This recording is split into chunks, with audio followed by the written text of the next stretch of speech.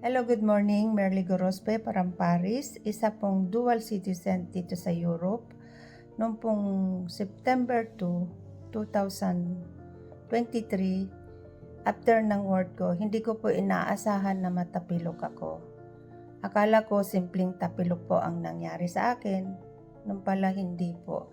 Nagdulot ng pamamaga ng aking paa.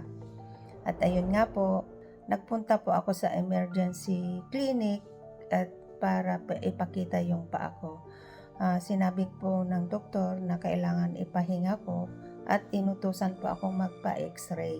Na-x-ray po yung paa ko, sabi ng doktor, pinabili niya ako ng saklay at sabi niya magpahinga ako ng 1 week. Habang nagpapahinga po ako, nag-message po ako agad sa OBI kasi nga po kumuha po ako ng Seal Pro. Nagtanong ako kung pwedeng ma-reimburse ang ganitong sitwasyon at ayun nga po sinabi sa akin na i-process ko lahat ng mga documents na kailangan para sa reimbursement.